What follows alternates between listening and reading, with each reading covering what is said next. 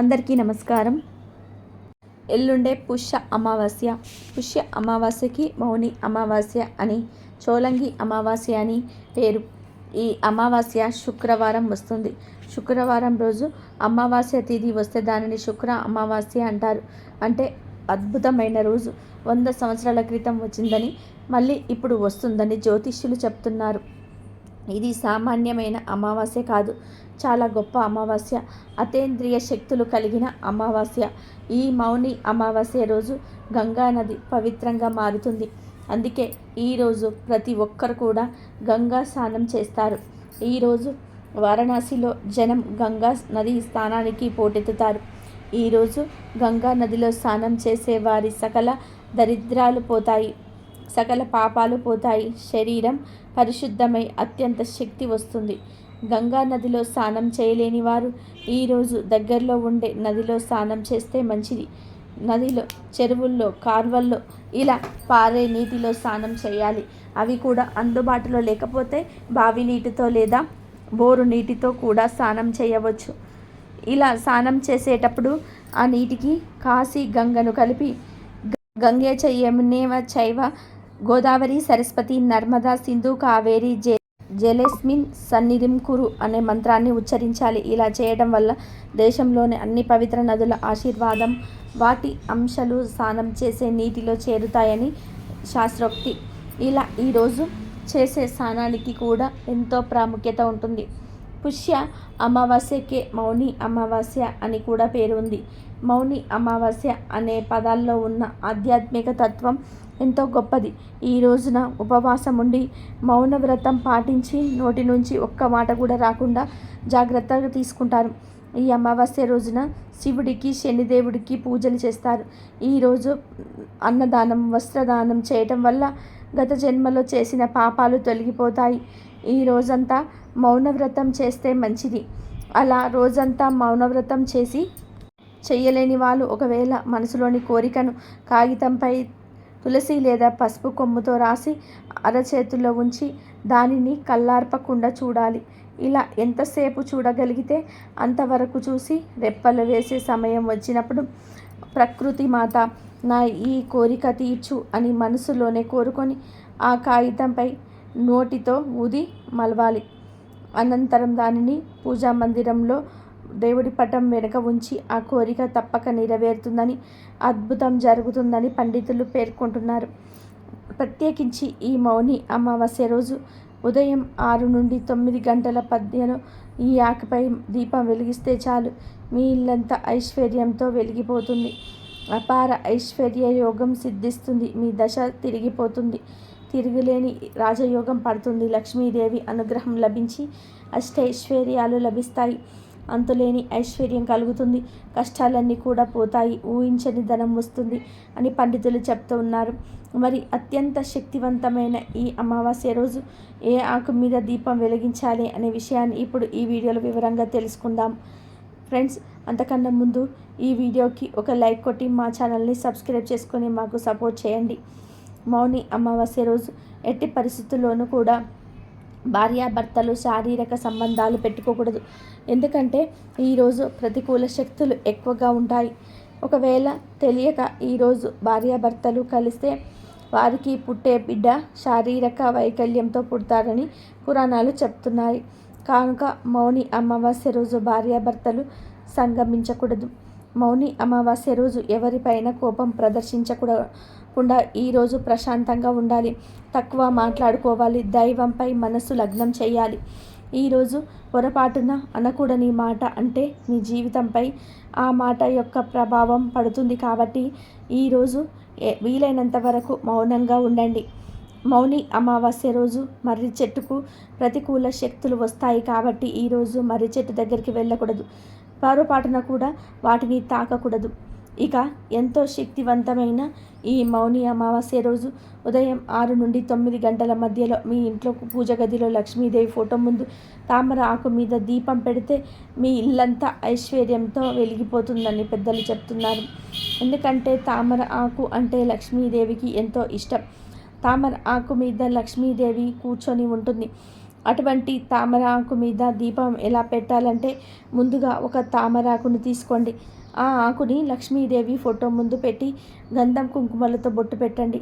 తర్వాత ఆ ఆకు మీద ప్రమిదను పెట్టి ఆవు నెయ్యి పోసి నువ్వులు లేదా 3 లేదా 5 ఒత్తులను వేసి దీపం వెలిగించండి. ఈ దీపాన్ని పూలతో అలంకరించి చిన్న బెల్లం ముక్కను నివేదన చేయండి. తామరాకు దొరకని వారు సేమ్ ఇలాగే తమలపాకు మీద దీపం వెలిగించుకోవాలి. ఈ అమావాస్య రోజు ఎవరైతే ఇలా దీపం వెలిగిస్తారో వారికి ఉండే అన్ని రకాల దోషాలు తొలగిపోతాయి. లక్ష్మీదేవి అనుగ్రహం కలుగుతుంది. ఇల్లంతా ఐశ్వర్యంతో నిండిపోతుంది. అపార ఐశ్వర్యం యోగం సిద్ధిస్తుంది. ధనలాభం కలుగుతుంది. కనుక ఈరోజు అందరూ తప్పక ఇలా దీపం వెలిగించి శుభ ఫలితాలను పొందండి. పుష్యమాసంలో వచ్చే అమావాస్యను చోళంగి అమావాస్య అంటారు. జీవన నది అయిన గోదావరి పైరలో ఒకటి సాగరాన్ని సంగమించే చోటు కావటం వల్ల ఇక్కడ స్నానం చేస్తే నదిలో సముద్రంలోనూ ఏకకాలంలో స్నానం చేసిన విశేష ఫలం పొందుతారు. చోళంగి అమావాస్య రోజు మన జీవనది అయిన గోదావరి సముద్రంలో కలిసే చోటు వద్ద స్నానమాచరించి పితృతర్పణం గావిస్తే వారి పితృలు 21 తరాల వారు నరకలోక యాతన నుండి విముక్తి కాగలరని, తత్ఫలితంగా స్వర్గలోక ప్రాప్తి సిద్ధించగలదని పురాణాలు కథనాలు చెప్తున్నాయి. తుల్యుడు, ఆత్రేయుడు, భరద్వాజుడు, కౌశికుడు, జమదగ్ని, వశిష్ఠుడు ఇలా 6 ఋషులు కొనిపోయిన శాఖల వారి పేర్లతో పిలువబడుతున్నాయి. పుష్య అమావాస్య రోజున సప్తదోష నివారణకై నదీ స్నానం, పితృతర్పణ, పిండ ప్రదానము, శివాలయ అంతర్భాగమైన రావి చెట్టు ప్రదక్షిణాలు, శివారాధన చేయాలని, తద్వారా సకల జాతక దోషాలు తొలగించుకోవాలని శాస్త్రాలు చెప్తున్నాయి. తూర్పు గోదావరి జిల్లా కాకినాడకు దక్షిణంగా యానం రోడ్డు మీద 3 మైళ్ళ దూరాన చోళంగి అనే గ్రామం ఉంది. గోదావరి 7 పాయలలో ఒకటైన తుల్య భాగము ఇక్కడ సముద్రంలో కలుస్తుంది.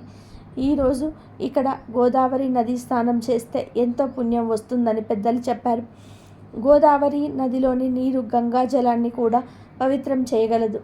జీవ నది అయిన గోదావరి పాయల్లో ఒకటి సాగరాన్ని సంగమించే చోటు కావడం వల్ల చోళంగి సమీపాన స్నానం చేస్తే నదిలోను సముద్రంలోని ఏకకాలంలో స్నానం చేసిన విశేష ఫలం పొందుతారు.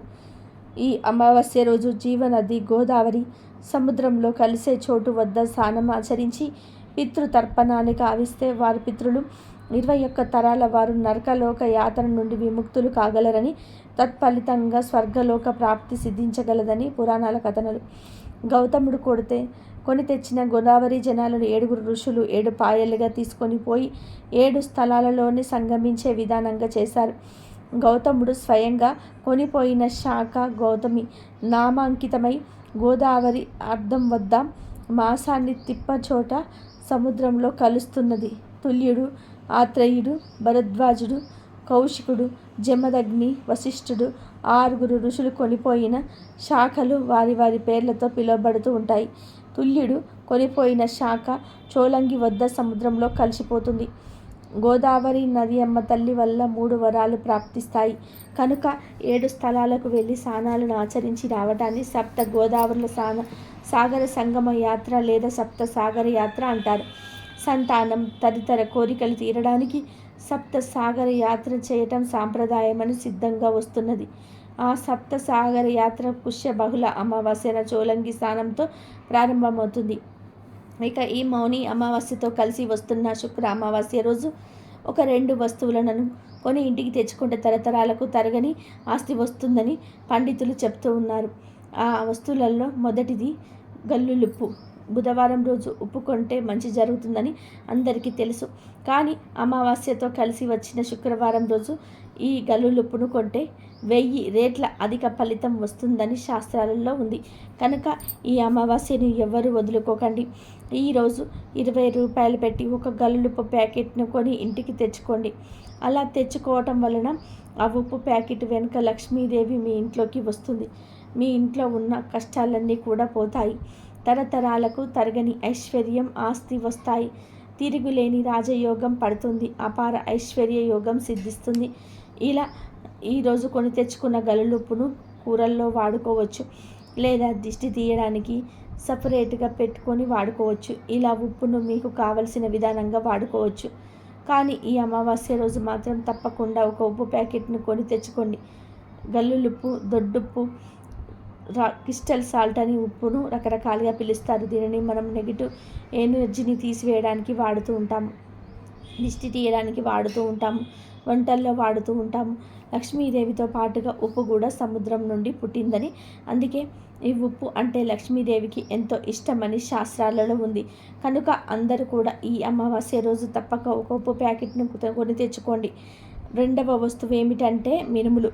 అవును, ఈ అమావాస్య రోజు మినుములు లేదా మినపగుళ్ళను కొని తెచ్చుకుంటే చాలా మంచిది. ఇంట్లో ఆల్రెడీ ఉన్నా సరే ఈరోజు 1 కేజీ లేదా అర కేజీ మినుములు కొని తెచ్చుకోండి. రోజు మినుములు కొంటే చాలా మంచిది. మినుములు తెచ్చుకొని వాటిని వంటగదిలోనే పెట్టుకుంటే చాలా విశేషమైన ఫలితం వస్తుంది. చాలా అద్భుతమైన ఫలితాలు వస్తాయి.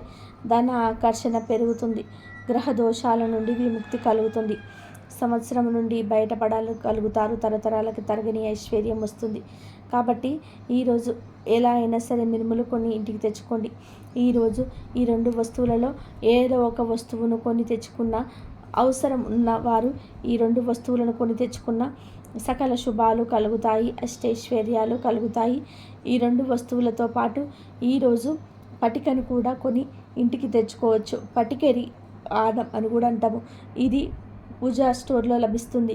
బయట కొన్ని షాపులలో కూడా, కిరాణా షాపుల్లో కూడా ఇది దొరుకుతుంది. పటిక గడ్డను ఎక్కడ పడితే అక్కడ అమ్ముతూ ఉంటారు. ఈరోజు 1 పావు కిలో పటిక గడ్డను కొని ఇంటికి తెచ్చుకోండి. ఇలా తెచ్చుకోవడం వలన చాలా పెద్ద కష్టాల నుండి బయటపడగలుగుతారు. ఎందుకంటే తెలుపు రంగులో ఉండే ఈ పటిక అంటే లక్ష్మీదేవికి ఎంతో ఇష్టం. కాబట్టి ఈరోజు పటికను ఇంటికి తెచ్చుకోవడం, అలా తెచ్చుకున్న పటికను చాలా పసుపు కుంకుమతో బొట్లు పెట్టి ఒక ఎర్రటి వస్త్రంలో వేసి మూట కట్టి మీ ఇంటి మెయిన్ డోర్ దగ్గర కట్టండి. ఇలా కట్టడం వల్ల మీ ఇంటిపై ఉన్న చెడు దిష్టి, నరదిష్టి, నరకన్ను అన్నీ పోతాయి. కనుక వీలైన వారు పటికను కూడా కొని తెచ్చుకొని శుభ ఫలితాలను పొందండి. ఇక ఈ అమావాస్య రోజు ఒక 5 వస్తువులను దానం చేస్తే కోటి జన్మల పుణ్యం వస్తుందని శాస్త్రాలలో ఉంది. ఆ 5 వస్తువులలో ఏమిటో తెలుసుకుందాం. మొదటిగా మౌని అమావాస్య రోజు స్నానం చేసి ఆ తర్వాత ధాన్యాన్ని అంటే బియ్యాన్ని బ్రాహ్మణుడికి కానీ లేదా పేదవారికి కానీ దానం చేయాలి.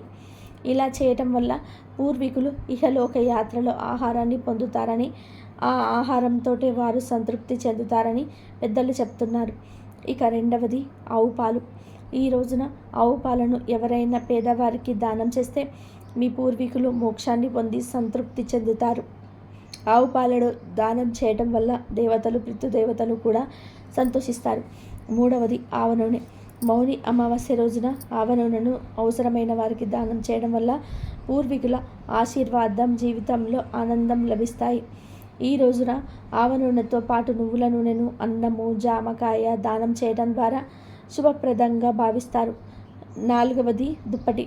మౌని అమావాస్య రోజున పేదవారికి దుప్పటి దానం చేయడం వల్ల ఉత్తమం.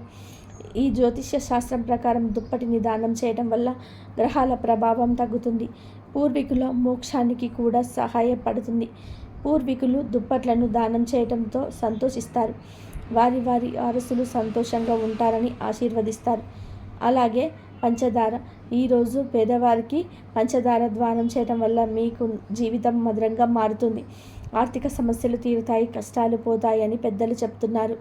కనుక మీరు కూడా ఈ 5 వస్తువులలో ఏదో ఒకటి దానం చేసి శుభ ఫలితాలను పొందండి. ఇదండి ఈరోజు వీడియో. నా వీడియో కనుక మీకు నచ్చినట్లయితే ప్లీజ్ లైక్ చేయండి, షేర్ చేయండి, సబ్స్క్రైబ్ చేయండి. మరొక మంచి వీడియోతో మళ్ళీ కలుద్దాం. అమావాస్య రోజు ఈ 2 వస్తువులను కనుక మీరు తెచ్చుకొని ఇంట్లో ఉన్నట్లయితే చాలా మనకు డబ్బుకు లోటు ఉండకుండా ఉంటుంది. కాబట్టి తెచ్చుకోవడానికి